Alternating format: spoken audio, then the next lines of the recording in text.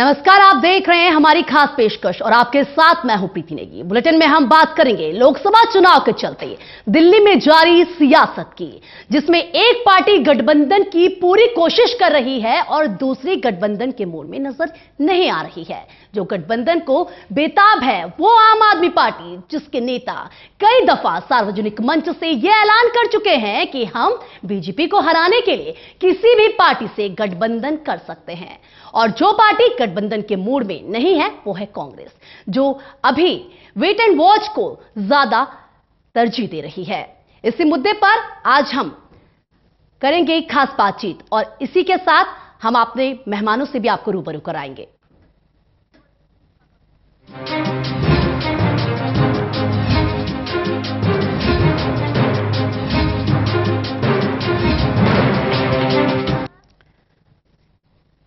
तो हमारे मेहमानों से आपको रूबरू करा दे। आपको बता दें कि कांग्रेस के प्रवक्ता मुदित अग्रवाल जी हमारे साथ जुड़ चुके हैं। बहुत बहुत स्वागत है मुदित जी आपका। इसी के साथ बीजेपी से हमारे जो दिल्ली नेता हैं वो आपको बता दें कि राहुल त्रिवेदी हैं, आपका भी बहुत बहुत स्वागत है। और इसी के साथ वीरेंद्र मेहता जी, वरिष्ठ पत्रकार, थोड़ी देर में हमारे साथ जुड़ेंगे, अभी वो यहां पर नहीं है। लेकिन इससे पहले हम आपको बता दें कि कांग्रेस से गठबंधन के लिए लालियत अरविंद केजरीवाल की छटपटाहट एक बार फिर से उजागर हुई है। और केजरीवाल के मुताबिक वह गठबंधन के लिए कांग्रेस को मनाते मनाते थक गई है, लेकिन उन्हें सफलता हासिल नहीं हुई है। केजरीवाल की पेशकश का कांग्रेस ने एक बार फिर से जोरदार पलटवार किया है। दिल्ली कांग्रेस के मुताबिक केजरीवाल 2019 में इसीलिए गठबंधन करना चाहते हैं ताकि 2020 में दिल्ली की गद्दी उनसे छिन न जाए।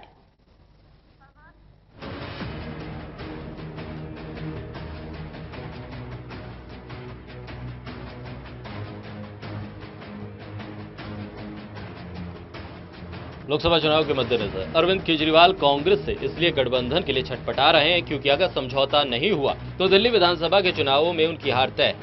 दिल्ली कांग्रेस का ये जवाब अरविंद केजरीवाल के उस बयान पर आया जिसमें उन्होंने कहा है कि वो समझौते की कोशिशें करते करते थक गए, लेकिन कांग्रेस नहीं मान रही। दिल्ली के मुख्यमंत्री अरविंद केजरीवाल ने बुधवार के दिन चांदनी चौक में हुई अपनी एक जनसभा के दौरान कांग्रेस से गठबंधन न होने की चुभन फिर से सार्वजनिक की।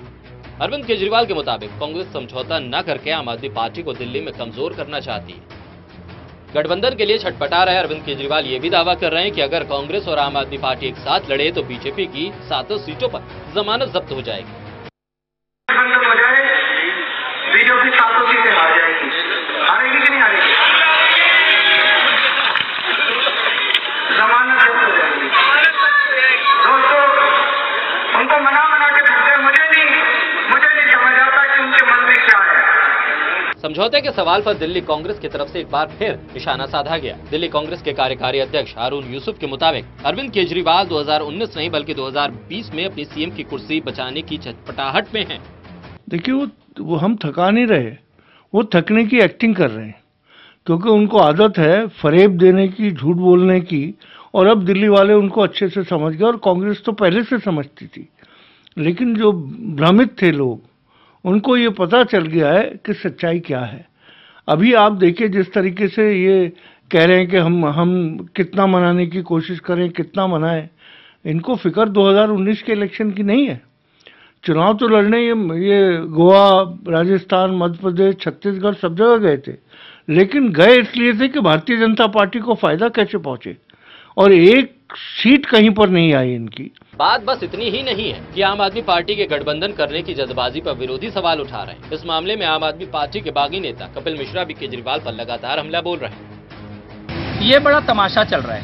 अरविंद केजरीवाल कह रहे हैं कि हम तो मना कर थक गए, लेकिन कांग्रेस पार्टी मान ही नहीं रही है। और उसके बाद प्रियंका गांधी पर हमला कर रहे हैं कि आप यूपी में क्या करने जा रहे हो, यूपी में तो समाजवादी और बसपा को, यानी अब केजरीवाल मुलायम कैसे जीतेगा, मायावती कैसे जीतेगी, इसकी चिंता भी केजरीवाल जी को हो रही है। क्या भद्दा मजाक। वो आदमी और वो पार्टी जो कांग्रेस के करप्शन के खिलाफ बनी थी, वो आज कांग्रेस के घुटने टेक के कांग्रेस के सामने पड़े हुए हैं। खबर तो ये भी है कि शरद पवार के घर पे राहुल गांधी के पैर पकड़ लिए थे अरविंद केजरीवाल ने। दरअसल गठबंधन की कोशिशों में लगी अरविंद केजरीवाल की पार्टी सीधे कांग्रेस आलाकमान से संपर्क साधने में जुगत में है। शायद यही बात दिल्ली कांग्रेस की अध्यक्ष शीला दीक्षित को रास नहीं आ रही है। तरुण कालरा, टोटल न्यूज, दिल्ली। तो एक तरफ आम आदमी पार्टी और उसके नेता कांग्रेस से गठबंधन की इच्छा जता रहे हैं, तो वहीं दिल्ली प्रदेश अध्यक्ष शीला दीक्षित का कहना है कि केजरीवाल ने हमसे बात ही नहीं की है। He is not spoken to us. He is calling for it, but nobody has spoken to us. And you are right, what you have said, that he is probably frustrated. Ma'am, क्या वो विधानसभा चुनाव के लिए सारे गठबंधन का प्रयास कर रहे हैं आपसे? How do I know? Nothing. Nobody has spoken to me from them. मुदित जी, ये रिपोर्ट आपने देखी, शीला दीक्षित को आपने सुना। सबसे पहले मैं आपके पास आना चाहूंगी, हालांकि आपसे सवाल होने चाहिए थे, वो नहीं है, लेकिन क्योंकि जिस तरीके से हम भूले नहीं है जब विधानसभा चुनाव हो रहा था और किस तरीके से अरविंद केजरीवाल तमाम जो वादा खिलाफी के आरोप लगा रहे थे, भ्रष्टाचार के आरोप लगा रहे थे, ये कह रहे थे कि शीला दीक्षित के खिलाफ हमारे पास सबूत है, हम दिखाएंगे, हम ये कर देंगे, वो कर देंगे। आज वही आप बार बार कह रही है गठबंधन कीजिए। क्या ये सत्ता की लालसा अरविंद केजरीवाल की? गिरगिट देखा आपने? गिरगिट अपने रंग बदलता रहता है मतलब के हिसाब से। केजरीवाल जी अपने रंग बदलते रहते हैं। वो एक ही इंसान को प्यार करते हैं, वो है खुद। ना उनको पार्टी से मतलब, ना देश से मतलब, ना दिल्ली से मतलब। वो सिर्फ अपने और अपने को प्यार करते हैं और 100% सिर्फ अपने को प्यार करते हैं। यही केजरीवाल जी जो बड़ी बड़ी बातें कर रहे थे कि कांग्रेस अलाई कर ले, बीजेपी सारी सीट हार जाएगी दिल्ली में, उन्होंने कुछ दिन पहले यह कहा था अगर कांग्रेस इस पोजीशन में है कि वो सारी सीटें बीजेपी को हरा सकती है तो मैं सारी सीटें दिल्ली की छोड़ने को तैयार हूं। तो आज मैं केजरीवाल जी को कहता हूं, आज आप दिल्ली की तीसरी नंबर की पार्टी हैं। आप टोटल टीवी का सर्वे देखिए, कांग्रेस को 31% वोट है और आप पार्टी को 23% वोट है। तो कांग्रेस तो आज दूसरे नंबर पे या पहले नंबर पे है दिल्ली में, ये तो तीसरे नंबर पे है। तो अपनी बात पे कायम रहिए और सारी सीट दिल्ली की छोड़ दीजिए। देखिए, ये झूठ बोलते हैं। आज ये मोदी जी का डर दिखा रहे हैं। आप इनके इतिहास में जाइए, जब ये अन्ना जी को लाए थे और राम रीला ग्राउंड पे इन्होंने रैली की थी, इन्होंने सबसे ज्यादा इनकी सपोर्ट करने वाले तब आरएसएस और बीजेपी के लोग थे। ये भी सच्चाई है। 2014 में जब मोदी जी की सरकार बन गई थी और फरवरी 15 में दिल्ली के विधानसभा के इलेक्शन होने थे, एक पोस्टर आया था आप पार्टी की साइट पे, वेबसाइट पे, जिसपे ये लिखा था Modi for PM and Kejriwal for CM. आपको यह ध्यान होगा, 1 घंटे तक साइट पे रहा था, उसके बाद हटाया गया था। तो ये जो केजरीवाल जी अपने आप को पॉलिटिकली पोजीशनिंग कर रहे हैं और इनको किसी से कोई लेना देना नहीं है, ये अपनी जमीन बचाने के चक्कर में है, क्योंकि इनको 2020 में किसी तरह से इलेक्शन जीतना है दिल्ली का। अगर लोकसभा में अगर ये अलग से लड़ते हैं, इनकी पोल खुल जाएगी और हर सीट पे ये बुरी तरह से तीसरे नंबर पे आएंगे। जब ये तीसरे नंबर पे आ जाएंगे, वो कहते हैं ना, बंद मुट्ठी लाख की और खुली मुट्ठी खाक की, सबकी असलियत जग जाहिर हो जाएगी। ये इस चीज से डर रहे हैं, इसलिए कांग्रेस के पीछे पड़े हुए हैं, अलायंस कर लो और कोई मतलब नहीं है, अपने आप को बचाने में लगे हुए हैं, क्योंकि ये सिर्फ और सिर्फ अपने आप से ही प्यार करते हैं। ये है सच्चाई। जी राहुल जी, बार बार आप ये कह रही है कि कांग्रेस के साथ गठबंधन हो जाएगा तो बीजेपी को हरा देंगे और बीजेपी को सत्ता से आने से रोक लेंगे। क्या लगता है आपको, अगर कांग्रेस और आप आ जाती है साथ में, तो क्या जो बीजेपी ने सीटें जीती थी लोकसभा चुनाव में, साथ के साथ नहीं जीत पाएगी? देखिए, हरगिज ऐसी बात नहीं है। चाहे वो लोकसभा का चुनाव हो, विधानसभा हो, निगम का चुनाव हो, भारतीय जनता पार्टी अपने विकास के नारे पे रहती है और विकास के नारे पे ही चुनाव जीतती है। अरविंद केजरीवाल जी के लिए कोई नई बात नहीं है। उनको पता चल गया है कि 4 साल में जिस तरह से उन्होंने दिल्ली के जनता को सिर्फ भ्रमित किया है, गरीबों को, झुग्गियों में रहने वाले, अनऑथराइज कॉलोनी में रहने वाले लोगों को सिर्फ और सिर्फ झूठे खोखले वायदे किए, जो इनके सच्चे साथी थे वो सारे इनसे अलग हो गए, जिस तरह से सिर्फ भ्रष्टाचारी और घोटालेबाज इनके आसपास आ गए। और ये कोई नई बात नहीं है। 2013 में जब पहली बार ये सत्ता में आए, तब भी इन्होंने अपने बच्चे की कसम खाई थी। मुझे तो शर्म आती है ऐसे आदमी का नाम लेने में भी, जिन्होंने मंच से, बीच सभा से अपने बच्चे की कसम खाकर कहा था कि कुछ भी हो जाए मैं कांग्रेस से गठबंधन नहीं करूंगा, और उसके बाद कांग्रेस की गोद में जाकर सत्ता में आए। 49 दिन सरकार चलाई, फिर इनको मन किया कि हम पीएम बन जाए। ये चले गए बनारस चुनाव लड़ने के लिए मोदी जी के खिलाफ, फिर वहां मुंह की खानी पड़ी, पता है लाखों वोटों से हार के आए। फिर ये पैरों में गिर गए जनता के, बोले जी अब तो बिल्कुल नहीं, अब तो सारे भ्रष्टाचारी हैं, रॉबर्ट वड्रा भ्रष्टाचारी हैं, शीला दीक्षित भ्रष्टाचारी हैं, आपके चिदंबरम भ्रष्टाचारी हैं, इनको हटाओ और हमें लेके आओ। फिर ये सत्ता में आए, फिर ये 4 साल सिर्फ और सिर्फ अपने लिए काम किए, सिर्फ अपनी ऐशो आराम किए। इन्होंने कहा आम आदमी रहेंगे, गाड़ी नहीं लेंगे, बंगला नहीं लेंगे, वो सारे काम इन्होंने किया। इनको देख के जो भी इनके अच्छे इनके साथ के लोग थे, इनके साथी थे, वो सारे धीरे धीरे अलग हो गए। जितने भी भ्रष्ट करप्ट लोग थे इनके साथ पड़े हुए हैं। और अब इन्हें पता है कि चाहे वो 2019 का लोकसभा चुनाव हो या 2020 का विधानसभा चुनाव हो, इनका कुछ नहीं होने वाला है। इनका पोल खुल चुका है और जनता इनको पूरी तरह से जवाब देने के लिए तैयार है। ये अपनी जमानत बचा ले दिल्ली में, जो 67 की बात कर रहे हैं, अगर 7 सीट भी अगर विधानसभा में, और खैर लोकसभा में तो इनकी बात ही करना बेकार है, जो आपकी तरफ से जो कुछ दिनों पहले अभी सर्वे आया था उससे भी सब कुछ जग जाहिर है, तो ये जग जाहिर हो चुका है। और रही बात गिरगिट की या इनका परिवर्तन करने की, तो ऐसा बिल्कुल नहीं है। और कांग्रेस पार्टी इस बात को जानती है, कांग्रेस पार्टी को भी पता है कि अगर ये हम उनके साथ अलायंस करते हैं, उनके साथ गठबंधन करते हैं, तो उनका क्या हश्र होने वाला है, क्योंकि वो दिल्ली में कांग्रेस पार्टी के लिए ताबूत में आखिरी कील होगी। वैसे ही कांग्रेस पार्टी को ना लोकसभा में सीट है, ना विधानसभा में सीट है, निगम में भी उनके पास कुछ एक सीटें बचे हुए हैं। कांग्रेस पार्टी अपने आप को देखिए, कुछ दिनों पहले उन्होंने अपने प्रदेश अध्यक्ष बदल दिए, फिर उन्होंने शीला जी को लेकर आए हैं, प्रयास कर रही हैं कि शायद जनता में विश्वास जाहिर कर सके, लेकिन उनके पीछे जो भ्रष्टाचार है, जो घोटाले हैं, वो उनका पीछा छोड़ने को तैयार नहीं है। लोगों में एक डर है कि कांग्रेस पार्टी सत्ता में आएगी तो फिर वही घोटाले होगा, वही भ्रष्टाचार होगा। तो ऐसा एक माहौल बना हुआ है कि ऐसे माहौल में अरविंद केजरीवाल चाहे कुछ भी कर ले, कितना भी प्रयास कर ले, कुछ नहीं होने वाला। और मैं इस बात के लिए निश्चिंत हूं कि अरविंद केजरीवाल के लिए दिल्ली में अब अपने सत्ता बचाए रखना सबसे ज्यादा मुश्किल कार्य है, अपने चेहरे को बचाए रखना, और जनता उनका पोल खोल के रहेगी। जी बिल्कुल। वीरेंद्र मेहता जी, बहुत बहुत स्वागत है आपका, वरिष्ठ पत्रकार है। मैं आपके पास आना चाहूंगी क्योंकि जिस तरीके से हमने देखा है, अगर हम याद करें किस तरीके से विधानसभा चुनाव जब हो रहे थे, उस वक्त तमाम वादे कर रही थी अरविंद केजरीवाल यानी कि आम आदमी पार्टी। उस वक्त की अगर बात करें, नैतिकता, ईमानदारी, शिष्टाचार, कैसे जनता को विश्वास दिला रही थी, आरोप तमाम लगा रही थी कांग्रेस पर। लेकिन अब वही जो पार्टी है कांग्रेस के आगे गिड़गिड़ा रही है। कल रैली में ही कह रहे थे, कह कर थक चुके हैं, लेकिन कांग्रेस हमारे साथ नहीं गठबंधन कर रही है। कैसे देखें, क्या कारण है इसका? देखिए, केजरीवाल को मालूम चल चुका है कि पिछले 4 सालों में जो है जिस तरीके की पॉलिटिक्स दिल्ली में हुई है, विकास के नाम पे जो आए और किया उन्होंने, तो जो भ्रष्टाचार के नाम पे भी जो सरकार में ही आए, तो मैं सोचता हूँ कि अब वो उनको थोड़ा सा डर तो है, क्योंकि पिछले जो एक्सपीरियंस हुए हैं इनके पंजाब में, गुजरात में, गोवा में जो चुनाव लड़े, उसमें ये एक भी अपना सीट सिक्योर नहीं कर पाए। तो उनको डर तो है कि पिछले चुनाव में भी नगर निगम के चुनाव हुए थे, तब भी इनको अच्छी परफॉर्मेंस नहीं थी। इनका ग्राफ तो गिरा है ज़रूर, और इनके जो विधायकों की जो करतूतें हुई हैं पिछले दिनों, कुछ ना कुछ, किसी ना किसी, कभी लड़ाई झगड़े के उसमें, कभी, तो वो अब वो वैसा तो परफॉर्मेंस मुश्किल है। तो लेकिन फिर भी जो है ये कहना ही पड़ेगा कि केजरीवाल बहुत ही पुराने सीजन्ड पॉलिटिशियन से भी ज़्यादा तेज तर्रार मालूम पड़ते हैं, कि जिस तरीके से वो नया नया पैंतरा रोज़ आए दिन बदलते हैं। तो वो लेकिन अब कांग्रेस को 2013 में इन्होंने कोशिश की थी एक बार कांग्रेस के साथ गठजोड़ सरकार चलाने की, और जिस तरह कांग्रेस को भी एक्सपीरियंस हुआ थोड़े दिन का, और फिर चुनाव में जाना पड़ा, तो उसके बाद अब कांग्रेस भी अब फूंक फूंक के कदम बढ़ाएगी। और दूसरी बात है, कांग्रेस ने जिस तरीके से अब नई रणनीति शीला जी के नेतृत्व में निभाई है, तो वो मैं सोचता हूँ कि उसका भी जो है फ़र्क पड़ेगा इस बार। और जो है इस बात को उनका इल्म हो गया है केजरीवाल को भी, कि सत्ता में बने रहने के लिए जो है सब तरीके के दांव पेच।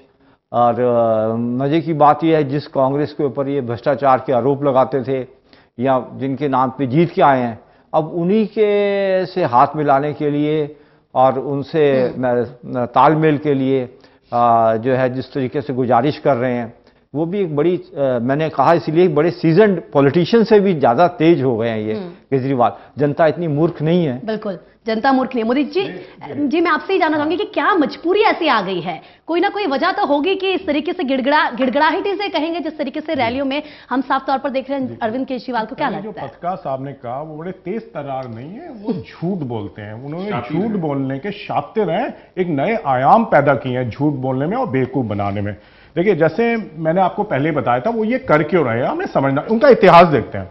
मैं कभी राजनीति में नहीं आऊंगा, केजरीवाल जी ने कहा था। मैं कभी कांग्रेस की सपोर्ट नहीं लूंगा, अपने बच्चों की कसम खाता हूं कांग्रेस की कभी सपोर्ट लूंगा, केजरीवाल जी ने कहा था। किसी ने उनके सर पे बंदूक नहीं रखी थी जब उन्होंने ये कहा था। ये उनके कहना है। जो उन्होंने वायदे किए आज तक पूरे नहीं किए। PM for Modi for PM Kejriwal for CM ये केजरीवाल जी ने ही कहा था। तो उनका तो इतिहास ही झूठ बोलने का रहा है। जहां तक कि मैंने आपको पहले बताया, वो कर क्यों रहे हैं, इतना गिड़गिड़ा क्यों रहे हैं? वो इसलिए गिड़गिड़ा रहे हैं, दिल्ली में उनके नीचे से जमीन खिसक रही है। वो ये देख रहे हैं 2020 में किस तरह से मैं दोबारा से सत्ता हासिल करूं, और अगर ये चुनाव हुए 2019 के और तीनों पार्टी अलग अलग लड़ी, तो केजरीवाल जी हर सीट पे, 7 सीटों पे दिल्ली में तीसरे नंबर पे आएंगे और बहुत बुरी तरह हारेंगे। आपका टोटल टीवी का सर्वे आया, और भी सर्वे आए हैं जिसमें यह दिखाया गया है आप पार्टी 23% वोट है दिल्ली में और कांग्रेस का 31% वोट है। वो ये नहीं चाहते कि उनकी कलई खुल जाए और जब लोकसभा के चुनाव हो वो हर सीट पे तीसरे नंबर पे आए, क्योंकि अगर वो हर सीट पे तीसरे नंबर पे आ गए उनका पॉलिटिकल कैरियर खत्म हो जाएगा। वो सिर्फ और सिर्फ अपने आप से प्यार करते हैं और अपने को बचाने के लिए वो किस हद तक जा सकते हैं, पैरों में गिर सकते हैं, गिड़गिड़ा सकते हैं, ये उनको देखना है और लोगों को देखना है वो कितने झूठ बोलते हैं। देखिए 70 साल कांग्रेस ने कुछ नहीं किया, केजरीवाल जी ये कहते थे। तब सिग्नेचर ब्रिज का उद्घाटन हुआ, नेहरू जी की तारीफों में कसीदे पड़ रहे थे। फिर थोड़ी देर बाद गिरगिट ने दोबारा से रंग बदला, राजीव गांधी जी के अगेंस्ट रेजोल्यूशन पास किया असेंबली में। उसके बाद फिर आज कहते हैं कि हम तो पीछे पड़े हुए हैं कि अलायंस करें। देखिए ये अपने मतलब के लिए कुछ भी कर सकते हैं, तो इनकी तो मैं किसी बात पे विश्वास नहीं करता। देखिए हर तरीके के पॉलिटिशियन होते हैं, शातिर भी होते हैं। एक शातिर इंटू 2 या स्क्वायर रूट 2, सॉरी स्क्वायर 2, ये वो है शातिर इंटू शातिर इंटू शातिर। ये केजरीवाल जी हैं, ये उनका असली चेहरा है। तो कल अपने मतलब के लिए वो कुछ और भी बोल सकते हैं। तो देखिए उनकी तो किसी बात पे विश्वास करने की जरूरत नहीं है। जी राहुल जी, जिस तरीके से पूरे देश में महागठबंधन के बाद या फिर यूं कहे कि डेमोक्रेटिक फ्रंट जो आ रहा है, और बीजेपी की अगर हम बात करते हैं सत्ता में नहीं है, लोकसभा चुनाव में सीटें जीती थी, लेकिन क्या लगता है ऐसे में अब कितनी यहां पर मेहनत करनी पड़ेगी बीजेपी को? क्योंकि कहीं ना कहीं आप तो यही कह रही है कि अगर कांग्रेस और आप साथ आते तो बीजेपी का तो सुफरा साफ है।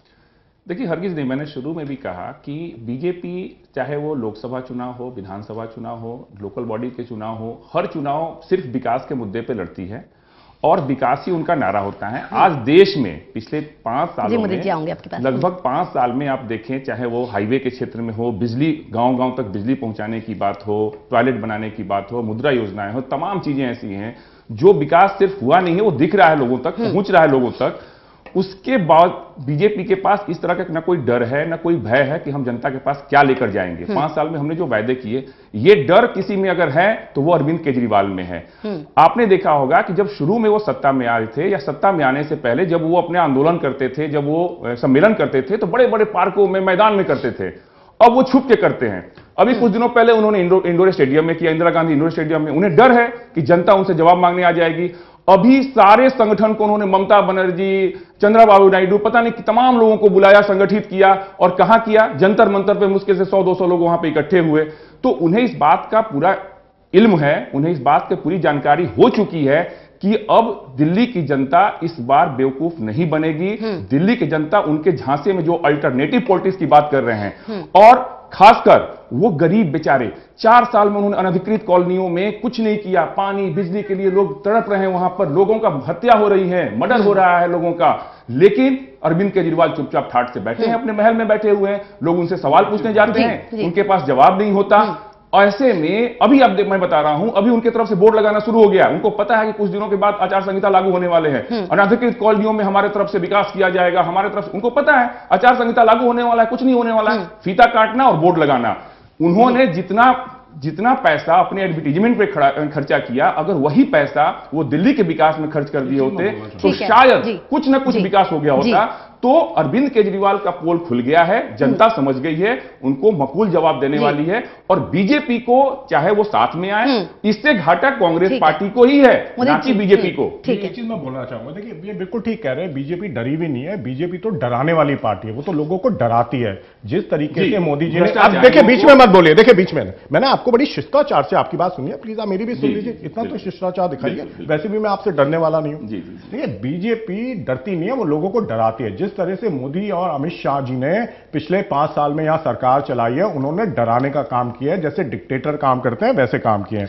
जहां तक आप बात कर रहे हैं दिल्ली की डेवलपमेंट की, माफ कीजिए, ना केजरीवाल जी ने कुछ किया ना बीजेपी ने कुछ किया। जहां तक आप इनॉग्रेशन की बात करें, केजरीवाल जी आजकल सिर्फ इनॉग्रेशन कर रहे हैं। तो मैं तो ये पूछता हूं, आप इनॉग्रेशन कर रहे हैं आज, आपको आज ध्यान आई है इनॉग्रेशन करने की? आप 4 साल पहले उसका इनॉग्रेशन करते और आज काम खत्म करते। जहां तक बीजेपी की बात है, इनके प्रदेश अध्यक्ष हैं मनोज तिवारी जी, वो आज तक अभी एरिया में फटके नहीं, वो भी आजकल बीच में हाईवे की इनॉग्रेशन कर रहे थे। तो मेरा तो उनसे भी सवाल है, 5 साल से तो एरिया में आए नहीं, आप एरिया में आते 5 साल पहले इनॉग्रेशन करते, आज प्रोजेक्ट वो खत्म हो जाने चाहिए थे। तो जहां तक दिल्ली की बात है, केजरीवाल जी ने भी दिल्ली को लूटा है और बीजेपी ने भी लूटा है, कोई काम नहीं किया। एक बात आप केजरीवाल जी के बारे में दोबारा से समझ लीजिए, जैसे मैंने आपको बोला और बार बार एक चीज बोलता हूं, वो सिर्फ अपने और अपने आप को प्यार करते हैं और किसी से नहीं करते।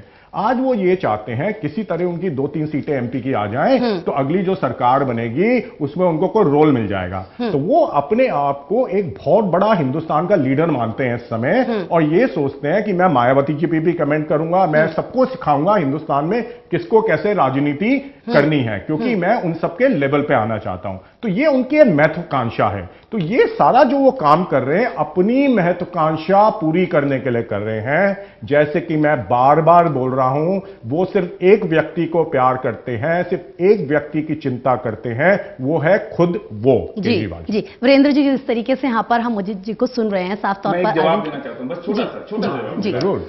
मैं आपको टोकूंगा नहीं, बिल्कुल मोदी जी का मैं बिल्कुल समर्थन करता हूं कि बीजेपी डराती है, बिल्कुल डराती है। किसको डराती है?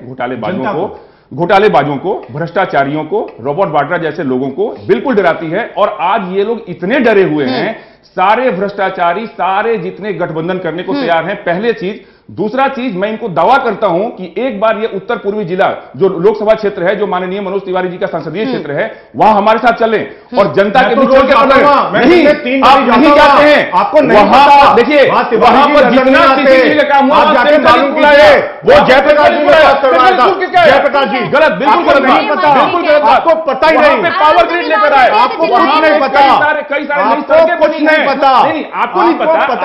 मैं तो दिन में 3 बार जाता हूं, 5 साल से अपना धंधा तिवारी जाते होंगे। तिवारी जी तो एक बार भी नहीं जाते। नहीं जी, पॉलिटिकल आपको नहीं पता, झूठ मत बोलिए। साल में देखिए 365 दिन में 365 दिन मनोज तिवारी जी अपने क्षेत्र में रहे हैं, और उत्तर पूर्वी जिला में दिल्ली की जितना विकास हंसेगी, चाहे सीसीटीवी कैमरे की बात हो, दिल्ली की जनता हंसेगी जब आप ये बात कहते हैं। सड़कों की बात, तिवारी जी पे हंसते हैं वो, डंपिंग यार्ड तिवारी जी पे हंसते हैं वो, हमने बंद करवाया। वो एमसीडी बना रही थी डंपिंग यार्ड। अरे नहीं, आपको नहीं पता, आपको नहीं पता वहां पे क्या हुआ था? पूर्वी दिल्ली के डिप्टी कमिश्नर डीडीए ने लैंड अलॉट की एमसीडी को। डीडीए किसके अंडर है? बीजेपी के अंडर। एमसीडी किसके अंडर है?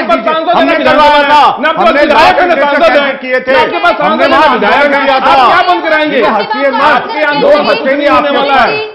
दुखद है ये बात। चिल्लाने से नहीं होगा, बिल्कुल बिल्कुल अपनी बात को आराम से रखिए, जनता सुन रही है। इन्होंने कहा, आपने बोल लिया। देखिए, अगर नॉर्थ ईस्ट दिल्ली की जनता को कोई ये कहेगा तिवारी जी वहां नजर आते हैं, लोग हंसेंगे आपके ऊपर, गलती से मत बोल देना। मोदी जी ने कहा, मैं बीच में नहीं छेड़ूंगा। ठीक है, सुनेंगे आपकी बात भी हम सुन रहे हैं। मैं वीरेंद्र, ठीक है, आपको टाइम मिल रहा है, अपनी बात आराम से जनता के सामने रखिए। की तारीफ करनी है वो एक अलग बात है, भी हमने सुनी, जनता भी सुन रही है। परेशान करेंगे वो मैं समझ सकता हूँ आपकी। ठीक है, वो जनता देख रही है कि किसने कितना विकास किया और कितने वादे किए हैं, और चुनाव बेहद करीब है, वो जनता वीरेंद्र जी मैं आपके पास आना चाहूंगी। देख रहे हैं हम किस तरीके से एक पार्टी कह रही है हमने काम किया, दूसरी कह रही है हमने काम किया, हमने विकास किया। ठीक है, अरे मैं वीरेंद्र जी से सवाल कर जी मोदी जी, बिल्कुल वीरेंद्र जी से हम पूछ रहे हैं। ठीक है, ठीक है, आपकी बारी हो चुकी है, मुझे बोलने दीजिए सर, प्लीज। ठीक है, पूछ रहे हैं, ठीक है, ठीक है, वीरेंद्र जी से पूछेंगे, आपकी बारी पूरी हो चुकी है। ठीक है सर, मोदी जी बिल्कुल ठीक है। वीरेंद्र जी, जिस तरीके से हम देख रहे हैं कि पार्टी किस तरीके से आरोप प्रत्यारोप लगा रही है, लेकिन इसी बीच हम सबसे अहम जो बात कर रहे थे वो आपको लेकर हम कर रहे थे। जिस तरीके से आप बार बार जा रही है कांग्रेस के पास गठबंधन के लिए कह रहे, कहीं ना कहीं जनाधार जो घट रहा है वो मान चुकी है, और ये आरोप प्रत्यारोप जनता तो सब देख ही रही है, और चुनाव भी बेहद करीब बताएगी जनता।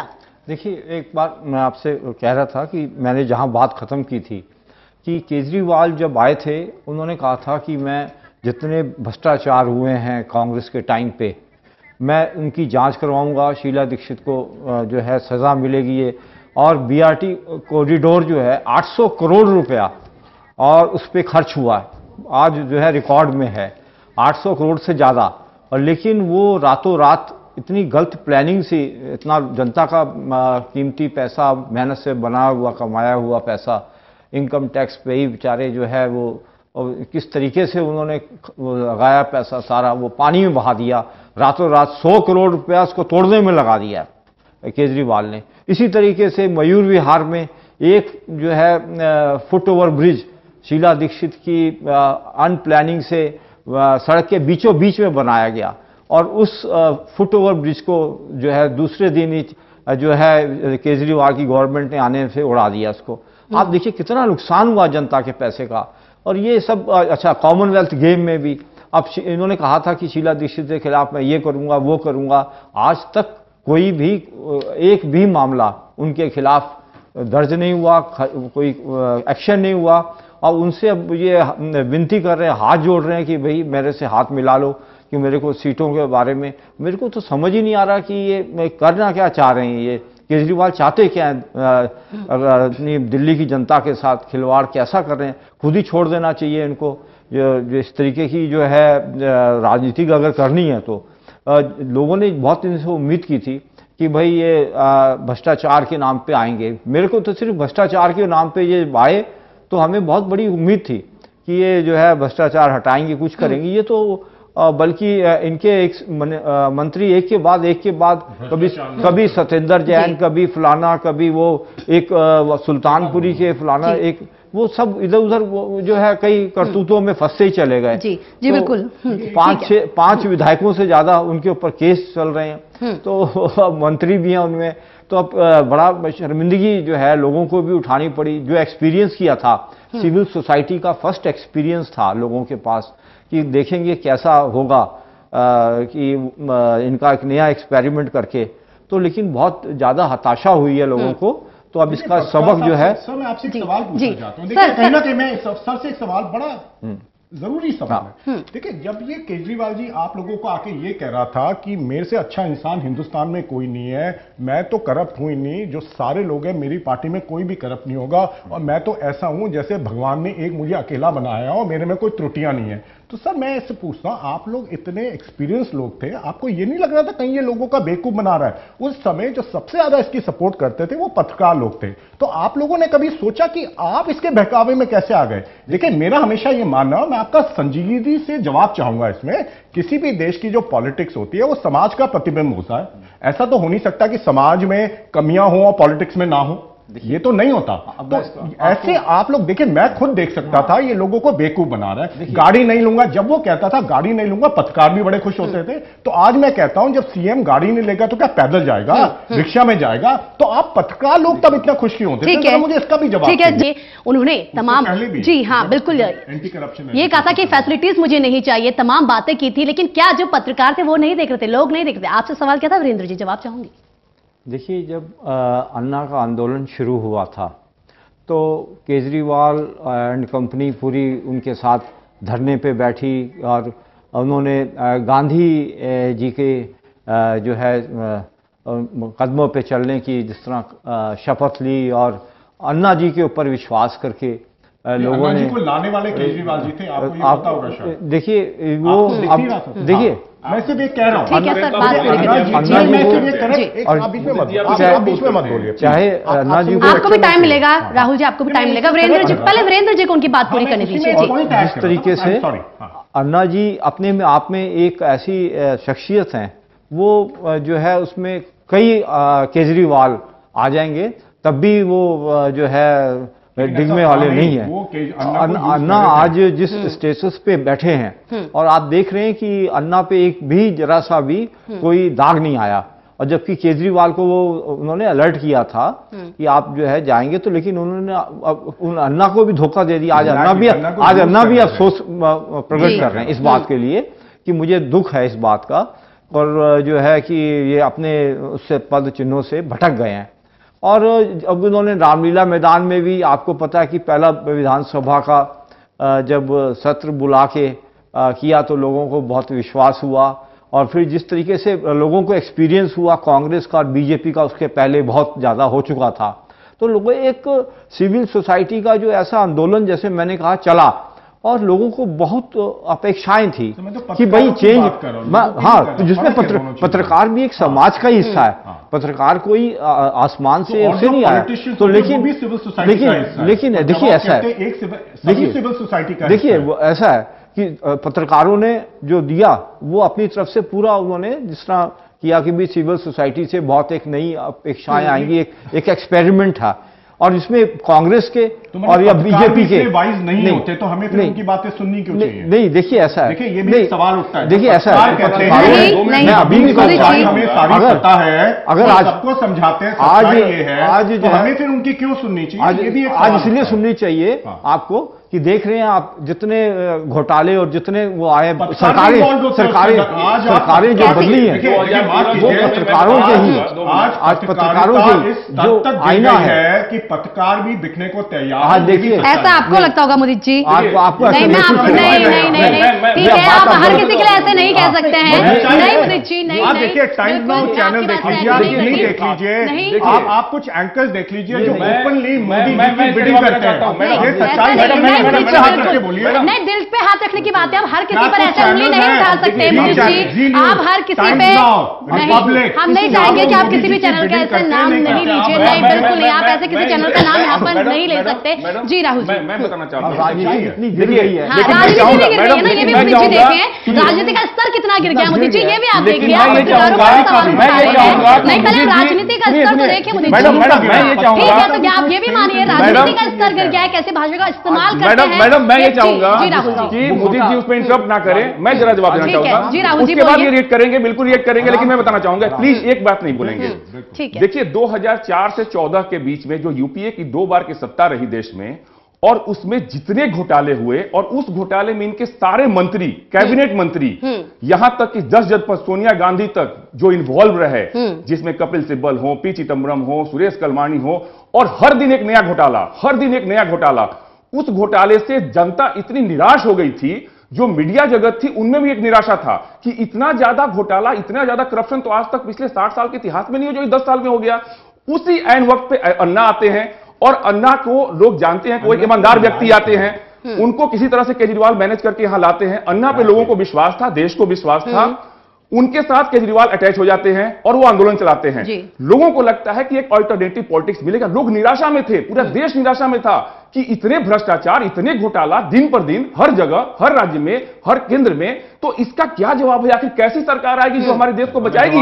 नहीं, 2 मिनट मैंने बोले दीजिए, 2 मिनट बोल लीजिए।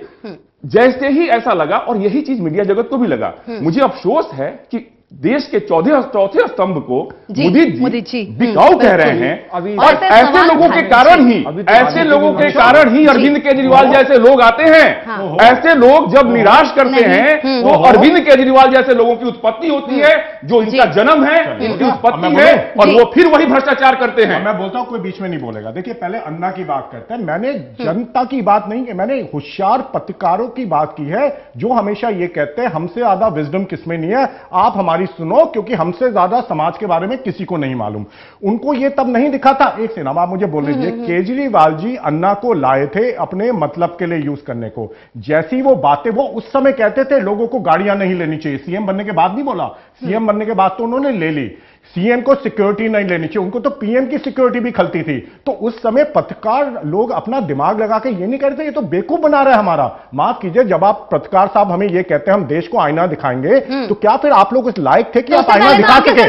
देखिए एक सेकंड, आप सुनिए ना, अब आप इंटरप्ट कर रहे हैं बीच में, अब आप इंटरप्ट कर रहे हैं मैम, अब आप इंटरप्ट कर रहे हैं। जहां तक आप मीडिया की बात कर रहे हैं, ये बड़े जोर शोर से मीडिया की तारीफ कर रहे हैं, ये भी आज सच्चाई है और हर हिंदुस्तानी की पता है। कुछ चैनल्स हैं हिंदुस्तान में जो सिर्फ एक पार्टी और एक इंडिविजुअल की बात करते हैं, डराते भी हैं, धमकाते भी हैं, पैसे का भी लोभ देते हैं। ये सच्चाई है। अगर आप ये नहीं मानेंगे, आप अपने आप से झूठ बोल रहे हैं। तीसरी बात, लास्ट चीज बोलूंगा, उसके बाद आप बोलिए। देखिए, आप अपने आप से तो सच हुई है ना, आप डरने की क्या जरूरत है? अगर आप हिंदुस्तानी सच बोलिए। तीसरा, ये उसकी बात कर रहे हैं, ये 2004 से 14 की बात कर रहे हैं। 7.9 एवरेज ग्रोथ रेट थी, आज वो 7.2 पे गिर गई है, जबकि मोदी जी ने फर्ज करनी फिगर शुरू कर दी है।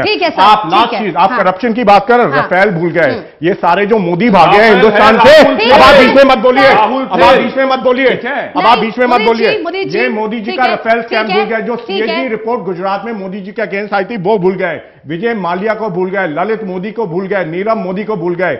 करप्शन का अड्डा है ये सरकार, करप्शन की बात आप ना करें तो अच्छा ही है। रफेल का आज तक प्राइम मिनिस्टर में हिम्मत नहीं हुई आगे जवाब देने। मैं जवाब दूं, ये भी सच्चाई है। जवाब दूं, मैं चाहूंगा टॉपिक पे आए, लेकिन ये सारे कांग्रेस पार्टी की उत्पत्ति है। आउट ऑफ टॉपिक चले गए हैं आप, पत्रकारों पर उंगली उठा रहे हैं आप। देश में भ्रष्टाचार का जनक कांग्रेस पार्टी है, राहुल गांधी नेहरू फैमिली है, वही से भ्रष्टाचार पूरे देश में फैला है। हम केजरीवाल की यहाँ पर बात कर रहे हैं, आप पत्रकारों पर उंगली उठाने लग गए। बेहतर ये होगा कि जो हमारा टॉपिक है उस पर हम बात करें। नहीं बिल्कुल, आपका ये सवाल आप हर किसी पर उंगली नहीं उठा सकते हैं। संजय मोदी जी, जब कांग्रेस के भ्रष्टाचार से केजरीवाल को उत्पत्ति हुई, वो भी भ्रष्टाचारी होंगे। अधिकार दिया है मुझे, कांग्रेस के भ्रष्टाचार के दलदल से जिस पार्टी की उत्पत्ति हुई वो अरविंद केजरीवाल है। मैं चाहूं उंगली उठा सकता हूं, मेरे को हिंदुस्तान के संविधान में अधिकार दिया है। करेंगे आप पत्रकारों पर यहाँ पर उंगली उठाना बंद कीजिए। बिल्कुल उठाऊंगा मैं। नहीं बिल्कुल नहीं, अभी यहाँ पर ये टॉपिक ही नहीं है सर। आपको विशेषाधिकार है पत्रकार, आपको विशेषाधिकार है। हम आपको दिखा रहे हैं क्या दिक्कत है, आपको परेशानी क्यों हो रही है? आप कैसे सब पर उंगली उठा सकते हैं? बात बताइए, चलिए आपसे एक सवाल पूछ लेता हूं, देखिए आप जवाब देना नहीं चाहेंगे मेरा। मैं आपके सवाल का जवाब क्योंकि आप मेरे सवाल से डर रहे हैं। आप हमारे सवाल का जवाब दीजिए। हम यहाँ पर क्या आपकी पत्रकारिता में बात करने क्या आए थे, आपकी नहीं सुनूंगी। हम यहाँ पर बात करने आए थे अरविंद केजरीवाल के ऊपर, गठबंधन के ऊपर, कांग्रेस के। आप कहां से कहां पहुंच गए सर? नहीं सर, बिल्कुल नहीं सर, नहीं सर, किसी पे भी सवाल उठा सकता हूं। हम सर टॉपिक मेरा पर जनता अधिकार है सवाल उठाना। बिल्कुल और अधिकार है, हिंदुस्तान पर के जिस कानून मुद्दे में पर और हम सर वक्त संविधान में बहुत मुझे कम होता है, प्रमाण सर के वक्त बिना बहुत किसी कम होता सबूत है के हमारे सवाल पास। उठाते रहेंगे। ठीक है ठीक ये है सिखाया गया राहुल इनको। जी, वक्त बहुत तो कम मोदी है। जी और ठीक शर्मा है, जी मैं बताया आप दोनों को सर, मैं आप दोनों को रोकना चाहूंगी क्योंकि वक्त की बहुत कमी है। आपसे अब मैं जी मोदी जी आपसे ही मैं सवाल अब करना चाहूंगी। जिस तरीके से हम देख रहे हैं, अब राहुल और प्रियंका तो साथ आ गए हैं, प्रियंका गांधी, क्या लगता है आपको? क्योंकि इससे पहले राहुल गांधी का जो नेतृत्व की अगर हम बात करें, दिल्ली में उनका कोई प्रदर्शन अच्छा हमने देखा नहीं, मतलब रहा भी नहीं है। क्या लगता है ये जो जोड़ी अब है जो आ रही है, क्या ये कामयाब हो पाएगी, सत्ता में वापस आ पाएगी? पिछले 1.5 साल से जब से राहुल दिल्ली की बात, कांग्रेस प्रेसिडेंट बने, वो दिल्ली की बात आपने राहुल जी की किया तो वो तो पूरा देश और दिल्ली दोनों आ गया ना उसके अंदर। अगर राहुल जी जब से प्रेसिडेंट बने हैं, मोदी जी कितने घबराए हुए हैं। पिछले गुजरात इलेक्शन में क्या हुआ था, मोदी जी को इलेक्शन भी हिमाचल के साथ होने थे, 1 महीना पोस्टपोन करना पड़ा। बिल्कुल थोड़ा सा बच गए हारने से इलेक्शन। ईवीएम के घोटाले जो अलग हैं, तो देखिए मोदी जी डरे हुए किससे हैं आज तक? डरे हुए सिर्फ राहुल गांधी जी से तो डरे हुए हैं। जब रफेल का मुद्दा 8 महीने पहले उठा था, मोदी जी उसको बड़े हल्के में ले रहे थे। आज मोदी जी को जवाब देना मुश्किल हो रहा है। आज मोदी जी ने कहीं रफेल पे जवाब दिया है, बगले झांकते फिर रहे हैं। राहुल गांधी जी ने तो चैलेंज किया है मोदी जी को, मेरे साथ डिबेट कर लीजिए रफेल में, क्यों नहीं करते? तो किससे डरे हुए हैं? राहुल गांधी से तो डरे हुए हैं मोदी जी। अगर प्रियंका जी आई हैं तो बीजेपी वाले को किस चीज की परेशानी है? अगर वो ये कहते हैं राहुल जी इंपॉर्टेंट नहीं है, प्रियंका जी इंपॉर्टेंट नहीं है, तो रोज सुबह शाम उठ के उनको गालियां क्यों देते हैं? ये तो खुद ही दिखाता है बीजेपी और मोदी जी कितने घबराए हुए हैं प्रियंका गांधी जी से, राहुल गांधी जी से, तभी तो गालियां दे रहे हैं। अगर उनको ये लगता है ये इंपॉर्टेंट नहीं है तो इग्नोर करते, कुछ नहीं बोलते। ये भी एक सच्चाई है। देखिए मैं बताना चाहता हूं। सबसे पहले तो माफ कीजिएगा, जो मुदित जी हैं वो भी वही चांदी के चम्मच पैदा हुए हुए राजनीतिज्ञ हैं, ठीक है? ये भी उस जो खानदानी वाली राजनीति है उसी से आए हुए हैं। मैं काम करता हूं, ठीक है? मैं तो देखिए मैं इंटरप्ट नहीं करना चाहता। देखिए मैं बड़ी शांति से सुना हूं, मैं बड़ा शांति से सुना हूं। हाशिए किया है तो मैं जवाब दूंगा। देखिए राजनाथ जी के बेटे को आप क्या कहते हैं? देने के बाद दीजिएगा, मैं सुनूंगा। बेटे को आप क्या कहते हैं? मैं सुनूंगा। आप पर्सनल आक्षेप करेंगे तो मैं बोलूंगा, जरूर बोलिएगा, लेकिन मेरे बात, हाँ मेरे बात, ठीक है? ये चांदी के चम्मच आक्षेप करेंगे तो मैं जवाब, चांदी के चम्मच चांदी के चम्मच लेकर पैदा हुए, चांदी के चम्मच पैदा लेकर ये भी नेता बने हैं, जैसे राहुल गांधी और तमाम गांधी नेहरू फैमिली है। मुझे कोई बता दे कि प्रियंका गांधी का इस देश की राजनीति में, समाज में, उत्तर प्रदेश के लिए या कांग्रेस पार्टी के लिए क्या योगदान है कि उन्हें सबसे बड़ा कांग्रेस का सर्वोच्च पद में से दूसरा नंबर पे महासचिव और पूरे उत्तर प्रदेश का, पूर्वी उत्तर प्रदेश का प्रभारी बनाया जाता है। आखिर ये क्या है? ये सिर्फ और सिर्फ वो जो गुलामी है, जो गुलामी सहते आ रहे हैं, जो पहले अंग्रेजों के गुलामी सहे कांग्रेस पार्टी की, जब उसको देखा बाद में कांग्रेस के नेता समझते हैं, उसको कैसे किया जाए। और दूसरी बात कि भ्रष्टाचार के, जिस भ्रष्टाचार के गर्त से अरविंद केजरीवाल जी पैदा हुए कांग्रेस पार्टी का, वही वो नाटक दिखा रहे हैं। उसी तरह का, जिस तरह के भ्रष्टाचार से वो पैदा हुए हैं, उसी तरह का भ्रष्टाचार वो कर रहे हैं और उसी के गोद में जाने की कोशिश कर रहे हैं। इसमें गलत क्या है? यही तो दिक्कत है। मेरे पे एक पर्सनल आक्षेप किया तो मैं इनको थोड़ा बता देता हूं। मेरे दादाजी जो थे फ्रीडम फाइटर थे, 3 बारी जेल गए थे, ठीक है। अगर मेरे पिताजी पॉलिटिक्स में आए, अपने दम पे पॉलिटिक्स की थी और ग्राउंड में रह के की थी। आज मैं 5 साल से नियरली 3 बारी एरिया में जाके काम करता हूं। घर पे बैठ के टिकट नहीं मांग रहा, ना मैं टिकट मांग रहा, ना आज तक इलेक्शन लड़ा हूं, ना मैं आज तक नहीं मांग रहा, नहीं मांग रहा, मैंने कहा नहीं मांग रहा। पंकजा मुंडे कौन थी? अनुराग ठाकुर कौन है? जो राजनाथ जी के बेटे हैं, आपके नोएडा से एमएलए हैं, कौन है वो? और माफ कीजिए, आप इतनी बड़ी बात कर रहे हैं, आरएसएस को बीजेपी में पत्ता नहीं हिलता आरएसएस के बिना कहे कि क्या आरएसएस को हिंदुस्तान के लोगों ने इलेक्ट किया है? क्या आरएसएस को वोट किया है? जो पूरा कैबिनेट जाके नागपुर में नतमस्तक होता है, इसका भी जवाब देना बहुत बहुत जरूरी है। जहां तक प्रियंका जी, राहुल जी की बात है, ये बड़ी अजीब सी बात हो रही है आजकल हिंदुस्तान में। एक तरफ आप कहते हैं डेमोक्रेसी होनी चाहिए। डेमोक्रेसी का मतलब क्या होता है? जो इंटरनल डेमोक्रेसी का मतलब क्या होता है? जो पार्टी के कार्यकर्ता चाहे वो उसको पसंद। देखिए, अब आप बीच में नहीं बोलेंगे, अब आप बीच में नहीं बोलेंगे, अब आप बीच में नहीं बोलेंगे, अब आप बीच में नहीं बोलेंगे। राहुल गांधी, सोनिया गांधी नतमस्तक, कांग्रेस पार्टी नतमस्तक, सुनने की, सुनने की। रोकना चाहूंगी, मेरा सवाल ये था। ठीक है, सुन रहे हैं हम आपकी बात। वीरेंद्र जी भी हमारे साथ हैं, हम उनकी भी बात सुनेंगे। आप मुझे जवाब देने देंगे इसका? नहीं, नहीं, कहां दे रहा मैं? देखिए, संघियों की आदत होती है झूठ बोलने की, और झूठ बोलना इनके कल्चर में होता है, ह्यूमर फैलाना इनके कल्चर में होता है। अगर कांग्रेसी हर कार्यकर्ता राहुल जी और प्रियंका जी को चाहता है तो इनको क्या परेशानी होती है? मैं बताता हूं इनको परेशानी क्या है, मैं बताता हूं इनको परेशानी क्या है। इनको परेशानी ये है कि राहुल जी, मोदी जी आजकल बड़े परेशान है राहुल जी से, ये है आपकी परेशानी। हो गई है। मैं वीरेंद्र जी के पास जाना चाहूंगी। वीरेंद्र जी, जिस तरीके से हम बात कुछ और कर रहे हैं, कहीं और चले जा रहे हैं, मोदी जी, राहुल जी, मैं आपसे ये पूछना चाहूंगी, क्योंकि जिस तरीके से अब राहुल गांधी और प्रियंका गांधी की जोड़ी आ चुकी है और हम देख चुके हैं, पहले की बात करें तो कांग्रेस का जो नेतृत्व था राहुल गांधी के उसमें नहीं था, लेकिन अभी बात करें, क्या लगता है आपको कि ये जो जोड़ी है कमाल कर पाएगी?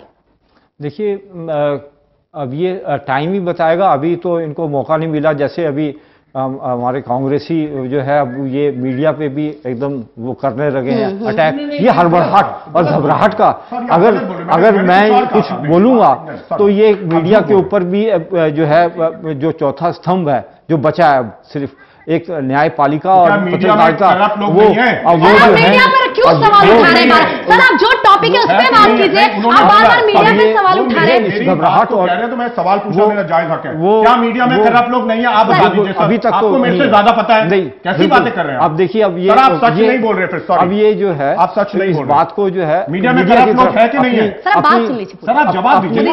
अपनी घबराहट और मुझे जवाब ठीक है सर, ठीक है मोदी जी, ठीक है, आप उनको बोलने तो दीजिए। मोदी जी, आप वीरेंद्र जी को बोलने नहीं दे रहे हैं, एक बार उनकी बात तो पूरी होने दीजिए। अभी ऐसा है कि इन दलों में जो है काफी डर और भय है।